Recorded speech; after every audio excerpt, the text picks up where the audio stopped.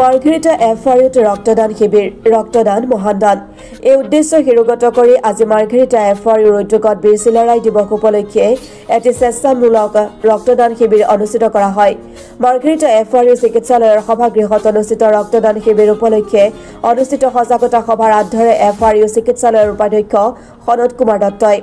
উক্ত সভাত উপস্থিত থাকে মাৰ্ঘেৰিটা সমজিলা আয়ুক্ত পৰীক্ষিত থাউদাম ভাৰতীয় ৰেড ক্ৰছ ছ'চাইটি মাৰ্ঘেৰিটা শাখা সাধাৰণ সম্পাদক পবিত্ৰ বৰগোহাঁই মাৰ্ঘেৰিটা বিধায়ক প্ৰতিনিধি জ্যোতিষ ৰায়সহ মাৰ্ঘেৰিটা মহাবিদ্যালয়ৰ ছাত্ৰ ছাত্ৰী তথা অঞ্চলটোৰ বহু সংখ্যক গণ্যমান্য ব্যক্তি আৰু স্থানীয় ৰাইজ উপস্থিত থাকে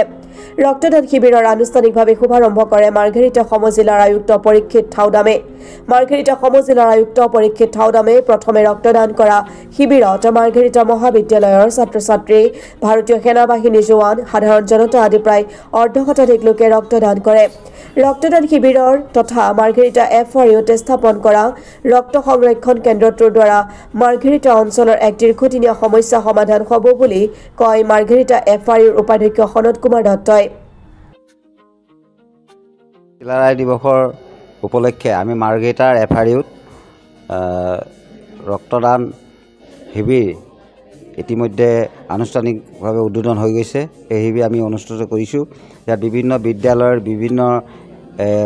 এনজিঅ' অনুষ্ঠানৰ আৰু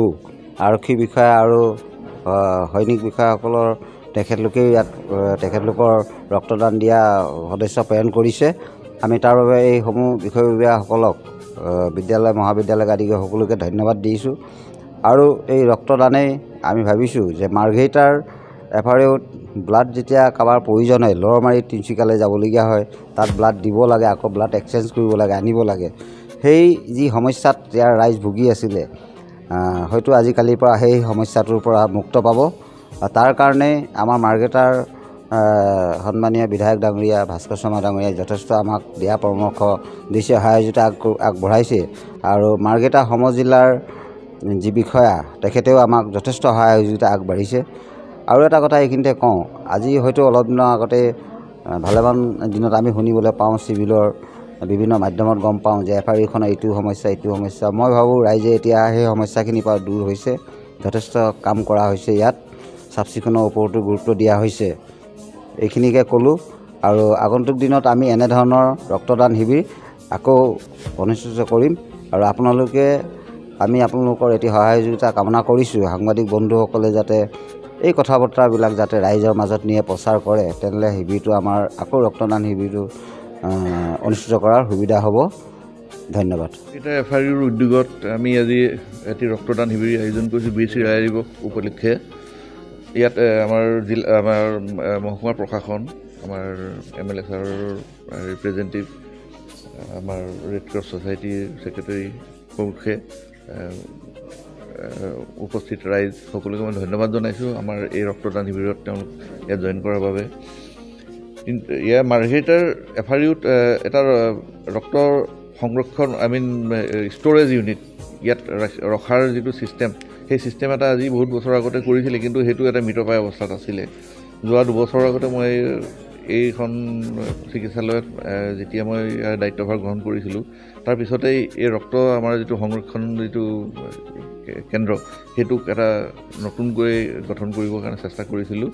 বিভিন্ন ধৰণৰ টেকনিকেল ডিফিকাল্টি আমি ফেচ কৰিও এইখিনি পাৰ হৈ পেলাই আজিৰ দিনটোত উপস্থিত হৈছোঁহি তিনিচুকীয়া মূল ৰক্ত যিটো ভাণ্ডাৰ ব্লাড যিটো ষ্ট'ৰেজ ব্লাড বেংক যিটো আছে তেওঁলোকৰ সহযোগত আজি আমি এই শিবিৰটো আয়োজন কৰিছোঁ ইয়াৰ আৰ্মি কেম্পৰ আৰু বিভিন্ন মহাবিদ্যালয় বিভিন্ন বিদ্যালয়ৰ ষ্টুডেণ্ট তেখেতসকলক আৰু সাধাৰণ নাগৰিক বিভিন্ন ধৰণৰ NGO তেখেতসকলক আমি ইয়াত যোগদান দিবলৈ অনুৰোধ জনাইছোঁ এই ৰক্তদান শিবিৰ বিশেষকৈ আয়োজন কৰিছোঁ এটা কাৰণেই যে এই আমাৰ যিটো ষ্ট'ৰেজ ইউনিট আছে সেই ষ্ট'ৰেজ ইউনিটটোত আমি এটা ভলিউমৰ এটা পৰিমাণৰ ৰক্ত প্ৰথমতে সংৰক্ষণ কৰি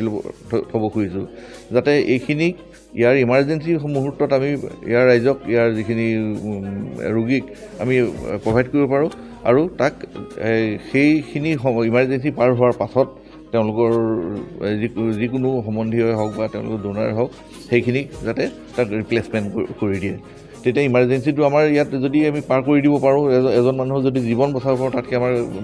আনন্দৰ বিষয় একো নাথাকিব গতিকে ভৱিষ্যত সময়খিনিত আমি এইখিনি কাম কৰিম বুলি আমি আশা কৰিছোঁ আমি সাধাৰণ ৰাইজৰ আৰু সকলোৰে আমি ইয়াত সহযোগিতা কামনা কৰিছোঁ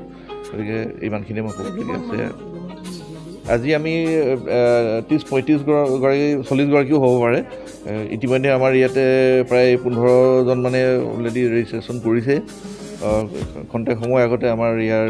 উদ্বোধনী অনুষ্ঠান হৈ গ'ল আমাৰ অতিকৈ সৌভাগ্য যে আমাৰ ডিষ্ট্ৰিক্ট কমিশ্যনাৰ ছাৰ তেওঁ প্ৰথম এজন ৰক্তদাতা হিচাপে আমাৰ ইয়াত ৰক্তদান কৰি গ'ল বাকীসকলে ইতিমধ্যে কাম আৰম্ভ কৰিছে গতিকে এইখিনি ক'বলগীয়া আছে ধন্যবাদ প্ৰথম ডনেট তো আজি আমি বীৰ চিৰালী দিৱসৰ কাৰণে FRUৰ পৰা আমি रक्तदान कार्यक्रम करिसे तो अभी मैंने शुरुआत किया है blood donation but I think more people will come we have done a lot of outreach FRU के तरफ से आर्मी को भी हमने इनवाइट किया है स्टूडेंट यूनियंस को इनवाइट किए हैं कॉलेजेस को भी एंड बाकी इस्टेब्लिशमेंट्स है यहाँ पे सब पे वो इन्फॉर्मेशन गया है तो आई थिंक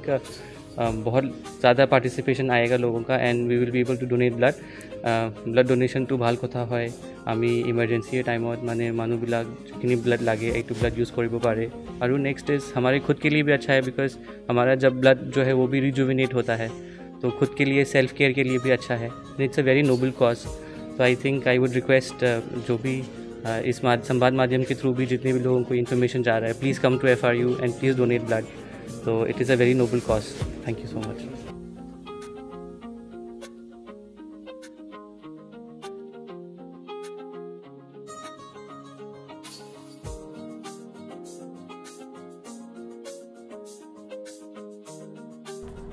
মাৰ্ঘেৰিটাৰ পৰা অৰুণ ভূঞাৰ ৰিপৰ্ট অসম টুডে।